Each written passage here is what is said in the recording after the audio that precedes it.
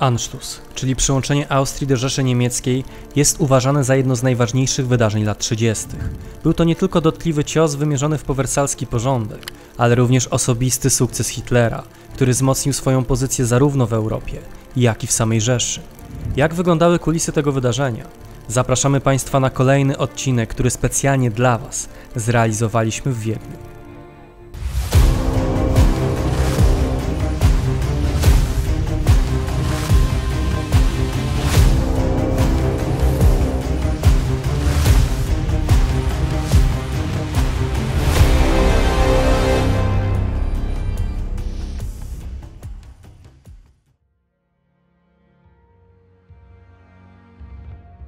Kwestia połączenia Austrii i Niemiec nie była niczym nowym i nie pojawiła się wraz z Hitlerem.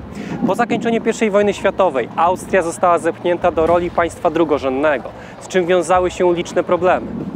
Rozwój Austrii był mocno ograniczony, a duma jego mieszkańców, niegdyś obywateli największego państwa w Europie, wyraźnie upokorzona. Za sprawą traktatu w Saint-Germain-en-Laye, kończącego oficjalnie udział Austro-Węgier w I wojnie światowej, Austria, jako spadkobierczyni cesarstwa, została radykalnie okrojona ze swoich terytoriów, a jej armia została zredukowana do zaledwie 30 000 żołnierzy. Tym samym wśród Austriaków popularne stały się postulaty dotyczące Anschlussu, a idee głoszone przez narodowych socjalistów padały na żyzny grunt. Doskonale zdawał sobie z tego sprawę Hitler, który już na kartach Mein Kampf napisał, że jakakolwiek ekspansja, jakiekolwiek poszukiwanie przestrzeni życiowej dla Niemców jest niemożliwe bez wchłonięcia Austrii. Nie było to jednak takie proste, jak mogłoby się z pozoru wydawać. Łamanie warunków traktatu wersalskiego, a jednym z jego punktów był właśnie zakaz funkcjonowania Niemiec i Austrii jako jednego państwa, należało przeprowadzić stopniowo i z rozwagą. I jakkolwiek Hitler był już mocno podbudowany remilitaryzacją Nadrenii i przywróceniem powszechnej służby wojskowej, to wiedział, że do wchłonięcia Austrii będzie się musiał dużo lepiej przygotować. Z geopolitycznego punktu widzenia na drodze do wchłonięcia Austrii przez Rzeszę stały przede wszystkim Włochy, z którymi jednak już od lata 1936 roku Niemcy nawiązywały coraz głębsze relacje dyplomatyczne. Obie dyktatury, włoski faszyzm i niemiecki nazizm, połączyło m.in. zaangażowanie w wojnę domową w Hiszpanii, gdzie oba kraje wspomagały działalność generała Franco. Od tego było już bardzo blisko do innych kurtuazyjnych gestów, takich jak uznanie przez stronę niemiecką aneksji Etiopii, dokonanej przez Włochy. Faszystowska Italia nie pozostawała dłużna, a 1 listopada 1936 roku Benito Mussolini w swoim przemówieniu wygłoszonym w Mediolanie po raz pierwszy w kontekście związku Włoch z Niemcami użył określenia oś, pieczętując tym samym funkcjonujący de facto od kilku miesięcy sojusz. Zabezpieczony od strony południowej, Hitler był w zasadzie przekonany o tym, że Austria prędzej czy później będzie musiała się ukorzyć i zgodzić na dyktat Berlina. Tym samym od pierwszej połowy 1937 roku zaczęto wystosowywać otwarte groźby pod adresem Wiednia. Ponadto zintensyfikowano aktywność szpiegów i dywersantów, a w Berlinie zaczęto snuć plany przyszłej agresji. 24 czerwca minister wojny Rzeszy Werner von Blomberg wydał specjalną instrukcję w sprawie takiej akcji i jakkolwiek oficjalnie przeczył planom agresji, otwarcie podkreślał, że Niemcy muszą być przygotowane na każdy scenariusz. Wzmożona aktywność Berlina miała jeszcze jeden bardzo ważny powód. Otóż w Austrii planowano restytucję monarchii. Ówczesny kanclerz Kurt Schunig upatrywał w tym jedyny sposób na umocnienie własnej władzy i tym samym uratowanie Austrii. Kurt von Schunig został mianowany kanclerzem Austrii 25 lipca 1934 roku. Okoliczności tej nominacji były dramatyczne. Godność kanclerza uzyskał za sprawą zamordowania przez austriackich nazistów podczas nieudanego puczu jego poprzednika, Engelberta Dollfussa. Schunig zajął zdecydowanie wrogie stanowisko względem zabójców Dollfussa, forsując swoją własną wizję faszystowskiej Austrii. Z planów nowego kanclerza zdawały sobie sprawę i nie chciały do nich dopuścić Niemcy, czego jasnym przykładem był kryptonim jednej ze specjalnych akcji stworzonych w Berlinie – Sonderfall Otto, gdzie słowo Otto nawiązywało do imienia habsburskiego pretendenta do tronu. 5 listopada 1937 roku w Kancelarii Rzeszy w Berlinie Hitler ponownie wyłożył swoje stanowisko polityczne. Powiedział, że konflikt z jakimikolwiek innymi krajami poza Austrią czy Czechosłowacją nie wchodzą w grę, bowiem dopiero stłumienie tych wspomnianych państw jest gwarantem dla możliwej dalszej ekspansji. Postępowano przy tym ostrożnie i uważnie obserwowano nastawienie aliantów zachodnich, głównie Wielkiej Brytanii, która uparcie i ze szkodą, jak się później okazało dla całego świata, prowadziła godną politowania politykę appeasementu. W telegraficznym, choć wystarczająco dosadnym skrócie polegało to na tym, że każde kolejne kroki Hitlera były po prostu akceptowane przez stronę brytyjską. Tym samym pokerzysta, jakim był Hitler, zdecydował, że będzie dalej wierzył w swoją szczęśliwą gwiazdę i ufał w to, że stanowisko Wielkiej Brytanii nie ulegnie zmianie. Szczególnie, że jego przekonania zostały wzmocnione przez samych Brytyjczyków. Było to bardzo zauważalne, m.in. za sprawą gestu wykonanego przez Edwarda Wooda, lepiej znanego jako Lord Halifax. Ten przewodniczący Izby Lordów, wysoko postawiony polityk i wyraźny sympatyk Niemców, postanowił w 1937 roku odwiedzić Hitlera i porozmawiać z nim na temat niemieckiej polityki. Rozmowa między politykami odbyła się 19 listopada w Berchtesgaden, czyli górskiej rezydencji Hitlera. Führer nawet nie zdążył pomyśleć o tym, żeby zacząć kłamać, gdy Lord Halifax zaczął opowiadać o tym, że traktat wersalski był faktycznie rzeczą niesprawiedliwą, a Niemcy w jego wyniku ucierpiały za bardzo. Ponadto pochwalił Hitlera za jego antykomunistyczną działalność. Innymi słowy, wystawił Führerowi laurkę, a sam Hitler poczuł się wprost zachęcony do dalszej ekspansji. Tymczasem w Wiedniu działał ambasador Rzeszy, Franz von Papen, który jednak uważał, że kwestia wchłonięcia Austrii powinna odbywać się drogą ewolucyjną, a nie militarną. W przypływie dyplomatycznych sukcesów stanowisko dyplomaty stawało się coraz mniej aktualne. Zdawał sobie z tego sprawę również Papen, który coraz ostrzej w tonie zaczął rozmawiać z kanclerzem Austrii Schönigiem, składając mu w końcu propozycję bezpośredniej rozmowy z Führerem. Prawdę mówiąc, była to propozycja nie do odrzucenia, bowiem Austria nie posiadała oparcia w żadnym z sąsiadów, co było szczególnie widoczne od momentu, kiedy Włochy coraz silniej wiązały się z Rzeszą, co samo w sobie również pokazywało, że Austria nie ma wyboru i musi zrobić to samo. Stabilność Wiednia była coraz bardziej uzależniona od Berlina. Z kolei Hitler potrzebował nowego sukcesu. 4 lutego 1938 roku doszło w Rzeszy do wielu przemian. Po pierwsze, Hitler odwołał ministra wojny Blomberga, likwidując zarazem samo ministerstwo i tworząc w jego miejsce naczelne dowództwo sił zbrojnych, nad którym objął bezpośrednie dowództwo. Do zmian doszło również na poziomie dyplomacji. Szefem resortu Hitler mianował Joachima von Ribbentropa, dotychczasowego ambasadora w Londynie. Ponadto odwołał z funkcji ambasadora w Wiedniu Franza von Papena, dając tym jasno do zrozumienia, że jest coraz mniej zadowolony z jego działań. Papen był jednak osobą, która dość szybko mogła zorganizować rozmowę między Hitlerem a kanclerzem Austrii, na czym zależało Führerowi. Błyskawicznie więc, bo 7 lutego von Papen pojawił się w Wiedniu, by zaaranżować spotkanie, a efektem jego działań było wyznaczenie tego spotkania na 12 lutego. Tego też dnia Schunig i jego przyjaciel Guido Schmidt, który kierował resortem spraw zagranicznych, pojawili się w Berchtesgaden. Przebieg rozmów znamy z kilku źródeł. Zaprzyjaźnionemu posłowi francuskiemu Schunig miał powiedzieć, że 12 lutego był najstraszniejszym dniem jego życia. Z kolei Schmidt wspominał o silnym nacisku, jaki wywierano na kanclerza Austrii. Dokładnie rzecz ujmując, Hitler straszył Schuniga, mówiąc mu wprost, że liczy na to, iż Austria ulegnie Rzeszy, podporządkowując jej zarówno swoją politykę zagraniczną, jak i politykę wewnętrzną. Führer podkreślił również, że przy braku dyplomatycznego rozwiązania tej kwestii Rzesza jest w stanie wykorzystać Wehrmacht. Ponadto Hitler dodał enigmatycznie: kto wie, może pewnego dnia zobaczy mnie pan w Wiedniu jak wiosenną burzę. Wtedy pan coś przeżyje. Hitler czuł się w rozmowie bardzo pewny. Wiedział doskonale od swoich agentów, że Austria jest gotowa do dużych ustępstw. Jednakże Führer żądał więcej, żądał całkowitej uległości i był pewien, że uda mu się ją uzyskać. Schunig nie złożył jednak żadnych deklaracji. Orzekł bowiem, że nie posiada kompetencji konstytucyjnych do tego, aby cokolwiek zaproponować lub przyjąć. Hitler odrzekł więc, że daje mu czas do 15 lutego, przed planowanym na 20 lutego wystąpieniem w Reichstagu, gdzie miał odnieść się do kwestii Austrii i przekazać swoje stanowisko Niemcom. 14 lutego Schunig zwołał posiedzenie, na którym złożył na ręce prezydenta Miklasza swoją dymisję, która nie została przyjęta. W Wiedniu brakowało już pomysłów na to, jak wyrwać się z objęć Niemiec. Nie pozostawało nic innego. Na żądania Hitlera po prostu trzeba było przystać. 15 lutego doszło do rekonstrukcji rządu austriackiego, co samo w sobie pokazywało triumf Hitlera, czego symbolem było m.in. przejęcie resortu spraw wewnętrznych przez zaufanego człowieka NSDAP, Seyssa Inquarta, który ponadto uzyskał resort bezpieczeństwa publicznego.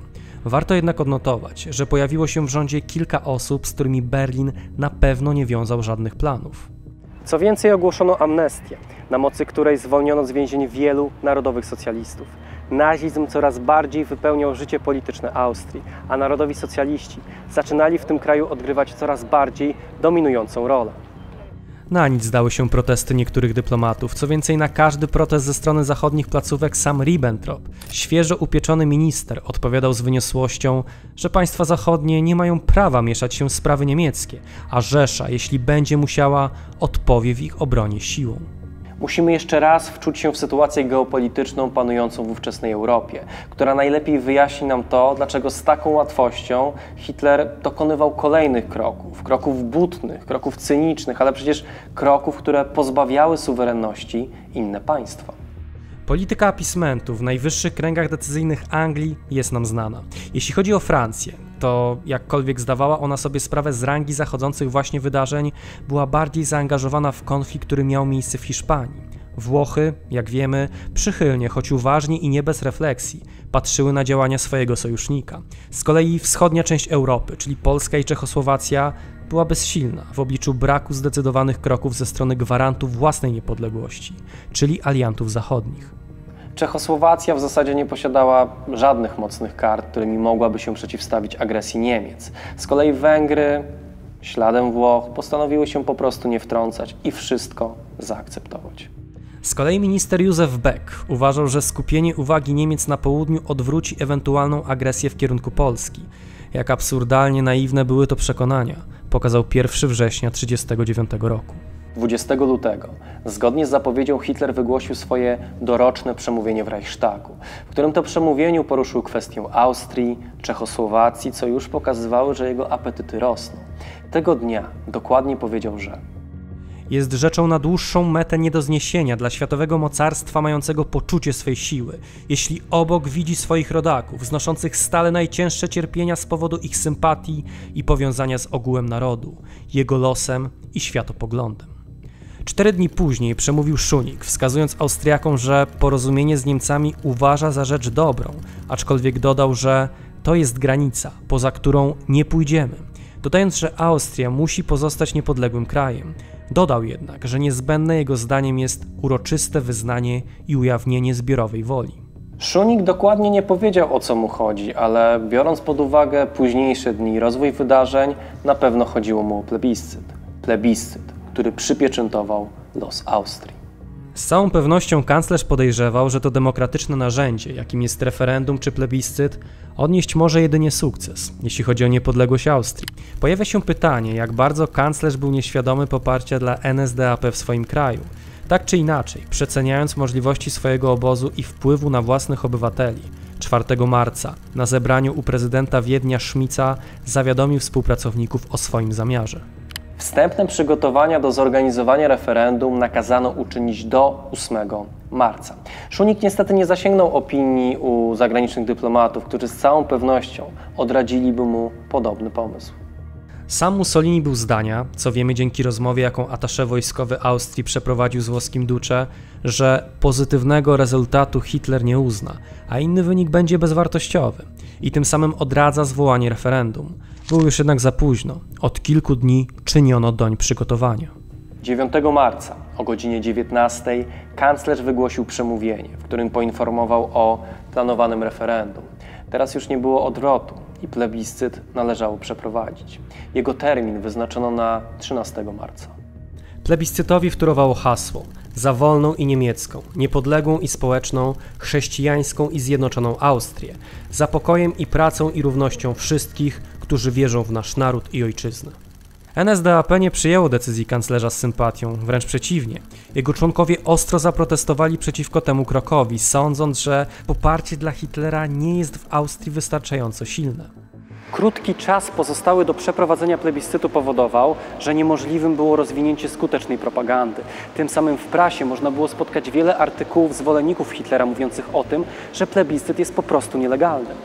Hitler również przyjął informację o plebiscycie z daleko posuniętą rezerwą. Najpierw jej nie dowierzał, następnie nakazał wysłać do Wiednia wysłannika, jednakże w tym samym momencie do Führera przybyli austriaccy naziści. Podobno wódz wpadł w szał i nakazał realizację planu Otto. Ostatecznie jednak ochłonął, licząc na to, że jego wysłannik Kepler doprowadzi do odwołania plebiscytu.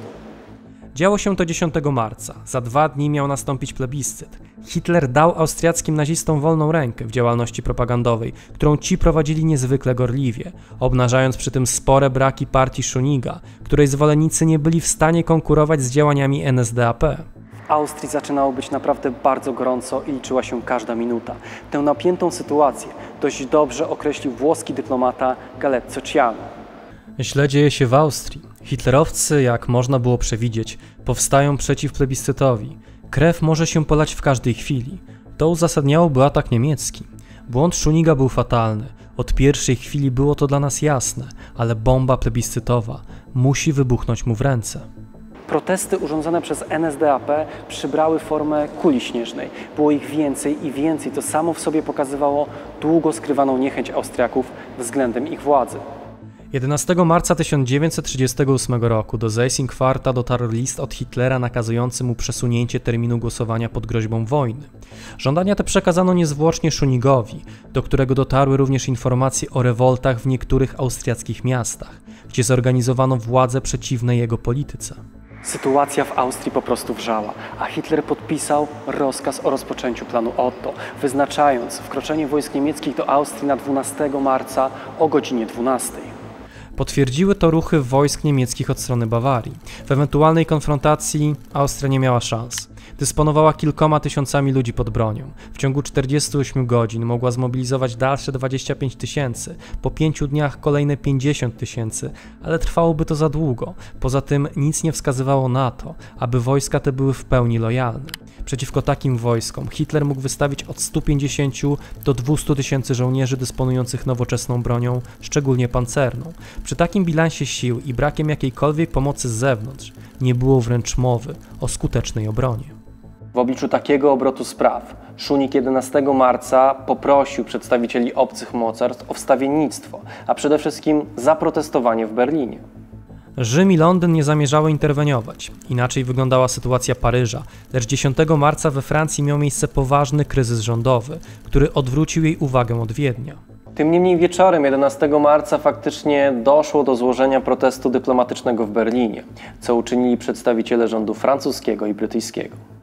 Berlin nie zamierzał brać tego na poważnie, odpowiadając, że ingerencja w sprawy niemiecko-austriackie to w zasadzie ingerencja w sprawy jednego państwa, określając cały problem relacji niemiecko-austriackich mianem familijnych. Równolegle do Schöniga dotarło przekazane przez Seyss-Inquarta żądanie od Hermanna Göringa, głównego zresztą antagonisty całego problemu w Austrii, który żądał, by Schönig poddał się do dymisji. Ten pozbawiony jakiejkolwiek nadziei uczynił to, a w ślad za nim kolejni przedstawiciele rządu. Nie zrobił tego oczywiście Seyss-Inquart, bowiem czekała na niego nowa rola. Wraz z żądaniem Göringa pojawiło się polecenie, by to właśnie dotychczasowy minister spraw wewnętrznych został mianowany kanclerzem Austrii. Nominacji tej nie chciał jednak zaakceptować prezydent Miklas, co wyjątkowo rozzłościło Göringa. Do prezydenta przybył generał Wolfgang Muff, który przekazał ultimatum Göringa o następującej treści. Jeśli feldmarszałek Göring do godziny 19:30 nie otrzyma wiadomości o mianowaniu Seyss-Inquarta kanclerzem, wtedy wkroczy 200 000 ludzi stojących w pogotowiu na granicy. Prezydent poniesie odpowiedzialność za skutki swojej odmowy. Miklas mimo wszystko nie przyjął żądań marszałka, a o 20:45 Hitler wydał rozkaz przekroczenia granicy z Austrią kolejnego dnia o świcie. Chwilę wcześniej, jakby przeczuwając, co stanie się nazajutrz, o 19:30, Schönig wygłosił w radiu przejmujące przemówienie. Wszyscy odebrali je jako pożegnanie, które kancler zakończył słowami: niech Bóg chroni Austrię. Jakikolwiek sprzeciw był już w zasadzie niemożliwy, w związku z czym prezydent Miklas po prostu ustąpił, zaakceptował Inquarta jako kanclerza Austrii, a tym samym zaakceptował przedłożoną mu listę członków przyszłego hitlerowskiego rządu. W zgodzie z rozkazem Hitlera 12 marca o świcie oddziały niemieckie przekroczyły granice Austrii i podjęły pochód na Wiedeń. Nie była to jedynie piechota. Inwazja była manifestacją tworzącej się potęgi armii niemieckiej. Zaangażowano w nią lotnictwo i siły pancerne. Ponadto uaktywniły się różnego rodzaju formacje, takie jak SA i SS, które już 11 marca zajęły budynki rządowe i rozpoczęły aresztowania wrogów Hitlera. Tempo tych działań było zaskakujące. Za wojskami do Austrii wkroczyły rozmaite formacje policyjne, które w oparciu o gotowe listy przeciwników nowych władz rozpoczęły szeroko zakrojone akcje. Ofiarą aresztowań padli monarchiści, zwolennicy Szuniga, komuniści i Żydzi, spośród których aresztowano nawet przedstawicieli bankierskiego rodu Rothschildów. Wypadki te uważnie śledził Hitler, który zresztą przyjechał do Austrii. Najpierw odwiedził rodzinne miasto Braunau, następnie miasto swojej młodości, czyli Linz, który miał stać się przeciwwagą dla znienawidzonego Wiednia. Miasto to stanęło zresztą na wysokości zadania. Powitało Führera jak wybawiciela, co zdecydowanie umocniło w nim słuszność tworzącej się właśnie historii. W głowie Hitlera Austria była już w zasadzie częścią Rzeszy, jednakże trzeba było wydać stosowne dokumenty. I tak też w południe 13 marca świeżo upieczony kanclerz Austrii, Seyss-Inquart, wydał dokument, który mówił o tym, że odtąd Austria jest częścią Niemiec. Co interesujące, nie zrezygnowano z plebiscytu jako formy legitymizacji władzy, jednakże wyznaczono go na 10 kwietnia. Jego wyniki, jakkolwiek oszałamiająco korzystne z punktu widzenia Hitlera, nie miały większego znaczenia. 13 marca 1938 roku, wraz z ogłoszeniem wspomnianej ustawy, Austria była już częścią Niemiec. 14 marca Hitler dojechał do Wiednia. Organ NSDAP, Völkischer Beobachter, zachwycał się następnego dnia dyscypliną Wiedeńczyków.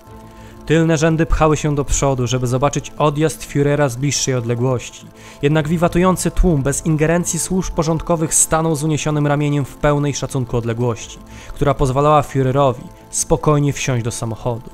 Heil Hitler na jakiś czas zastąpiło austriackie Grüß Gott.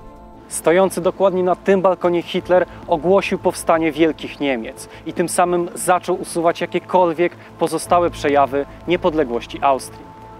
Zlikwidowano Bank Austrii, przejęto jego aktywa, zwinięto austriackie placówki dyplomatyczne, ujednolicono mundury na wzór niemiecki. W Wiedniu i pozostałych miastach zaczęło instalować się gestapo i inne służby. Usunięto również nazwę Österreich, czyli Austria, a w jej miejsce wprowadzono średniowieczną nazwę Ostmark, czyli Marchia Wschodnia. Przypieczętowaniem, choć z formalnego punktu widzenia całkowicie nieistotnym poza względami propagandowymi, był plebiscyt wyznaczony 10 kwietnia, w którym 99% uprawnionych do głosowania opowiedziało się za przyłączeniem do Rzeszy. Jak pamiętamy z lekcji historii, kwestia plebiscytu jest w zasadzie pierwszym skojarzeniem, jeśli mówimy o historii Austrii przed wybuchem II wojny światowej, a tym samym symbolem uległości Austriaków względem Adolfa Hitlera. Jak jednak mogliście Państwo zauważyć, droga do Anschlussu była w rzeczywistości bardzo długa, a jej przebieg na pewno nie świadczy o absolutnej bierności Austriaków względem planów Hitlera. Wynik plebiscytu, który bezpośrednio wpływa na nasze postrzeganie Austriaków sprzed wybuchu wojny, był jednak, oczywiście w ograniczonym zakresie, efektem szoku, jaki wywołało przekroczenie granicy niemiecko-austriackiej przez wojska Wehrmachtu, jak i również miesięczna działalność niemieckich służb policyjnych. Oczywiście nie znaczy to, że Austria nie ponosi żadnej odpowiedzialności za II wojnę światową. Jej aneksja nie odbyłaby się bez bardzo dużej sympatii austriackich obywateli względem Führera. Tym niemniej droga do zniewolenia Austrii była dużo bardziej skomplikowana niż zazwyczaj się wydaje. Warto również zauważyć, że zawiodły mechanizmy demokracji i ustaw międzynarodowych.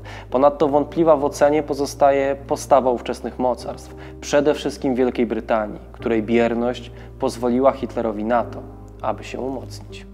W wyniku Anschlussu potencjał Rzeszy uległ radykalnej poprawie. Terytorium Niemiec zwiększyło się z 470 000 km do 554 000, a ludność wzrosła z 68 do blisko 75 milionów. Niemcy stawały się drugim największym po Związku Sowieckim krajem w Europie. Zwiększyła się również siła Niemiec, ich wojsko wzrosło o prawie 20 dywizji, a i sam potencjał ludnościowy znacząco się podniósł. Ponadto Niemcy zagarnęły potencjał przemysłowy Austrii, który okazał się kluczowy dla rozwinięcia gospodarki wojennej. Nieobojętna pozostaje również geografia. Z geopolitycznego punktu widzenia Rzesza założyła kleszcze na Czechosłowacji, po której zajęciu mogła zrobić to samo względem Polski. Ponadto powstała wspólna granica z sojuszniczymi Włochami oraz Węgrami. Innymi słowy, Niemcy rosły w siłę, a świat się temu biernie przyglądał. Anschluss był wydarzeniem, z którego nikt nie wyciągnął żadnej lekcji, co ostatecznie doprowadziło do wybuchu największego konfliktu w dziejach nowoczesnego świata. Dziękuję Państwu za uwagę i do zobaczenia w kolejnym odcinku.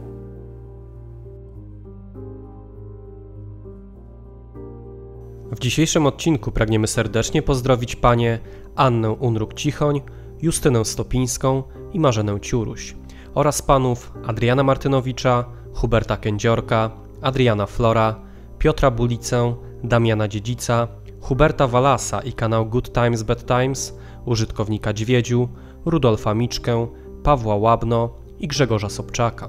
Ty również możesz mieć wpływ na tworzone przez nas materiały. Dołącz do nas już dziś na platformie Patronite.